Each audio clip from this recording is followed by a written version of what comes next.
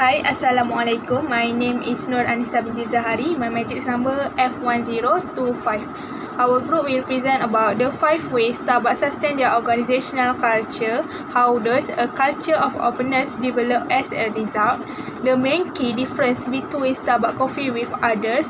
How Starbucks coffee serve their worker, and if I am Starbucks employee, it is satisfying working with Starbucks and why. Now, I will explain about the 5 ways Starbucks sustain their organizational culture. First, servant leadership. Starbucks Corporation has a servant leadership approach which characterizes behavioral manifestation of the company's organizational culture among leaders, including corporation leaders and team leaders. Second, relationship. Starbucks also has an organizational culture that support warm and friendly relationship. For instance, the company cafe barista exhibit warm and friendly bond with each other. Third, collaboration and communication. The corporate culture of Starbucks encourages collaborative effort through effective communication. For example, at the cafe, barista clearly communicate with each other to fulfill order, and also they collaborate as a team to make the order to fulfillment process efficient. Fourth, openness. For example, Form President Bahar introduced open forum to encourage employees to ask questions and communication with superior. Through this culture feature, Starbucks empower employees and facilitate innovation in product development and service provision. The last one is inclusion and diversity. Starbucks has an anti-discrimination policy that shapes its organizational culture. This policy prohibits any form of discrimination based on gender, race, ethnicity, religion, and ideas. Through this feature, Starbucks facilitates information sharing and positive rapport among employees, as well as innovation based on diverse ideas. That's all from me. I will pass to the next presenter. Thank you. Hi, Assalamualaikum. My name is Muhammad Nur Aiman. My matric number F1077. Now I will talk about how does a culture of openness develop as a result. Openness means being open in terms of information sharing, so that employee know that's what is happening, and most importantly can be heard. Openness is important because everyone can speak for what people want. Openness always can make everyone feel ownership and emotional connection with the organisation. Setiap pekerja, mereka ada pandangan dan idea masing-masing. Jadi jika mereka tidak dapat meluahkan atau memberi pendapat mereka, jadi sesuatu tugas yang sepatutnya dapat diatasi menjadi susah dan sukar untuk diatasi sekiranya sikap terbuka ini tidak diamalkan dalam organisasi.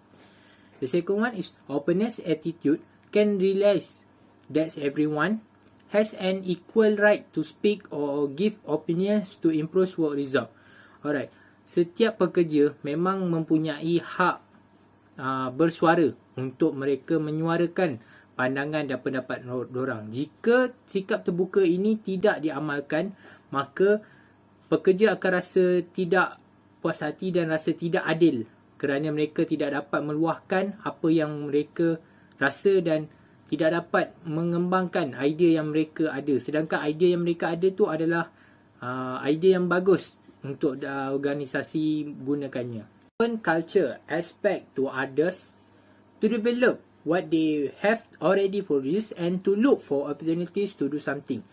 Sikap keterbukaan ni dah membolehkan organisasi itu melakukan sesuatu kelainan daripada organisasi lain. Ini kerana mereka berpeluang tinggi sekiranya mereka mengamalkan sikap terbuka, kerana mereka akan memperolehi sesuatu idea yang baru sehingga mereka dapat menghasilkan sesuatu yang berlainan daripada yang sedia ada. Many countries practice openness and have a very good impact on their organisation. Seperti contoh negara China, Jepun dan Amerika. Mereka maju dari segi organisasi dan kita dapat lihat dari segi mata kasar kita sendiri. This openness can reduce the conflict that occur in the organisation when doing job and allow the organisation to achieve a goal. Sikap keterbukaan ni memang wajarnya diamalkan dalam sesuatu organisasi untuk organisasi itu mudah mencapai matlamat tanpa ada halangan.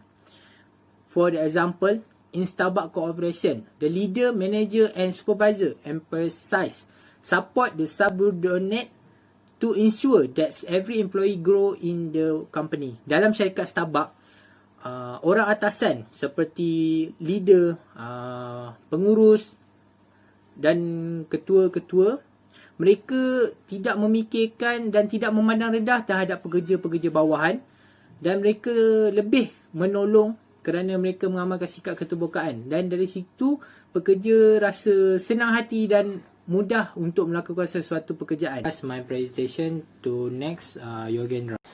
My name is Yogendra Kartikesu, metric number F1043. The main key difference between Starbucks coffees with others: the experience of buying and consuming these products. The company's strategies of successful brand development and the global growth of franchise and licensing network, despite challenges tied to economic fluctuations and industry-specific trends.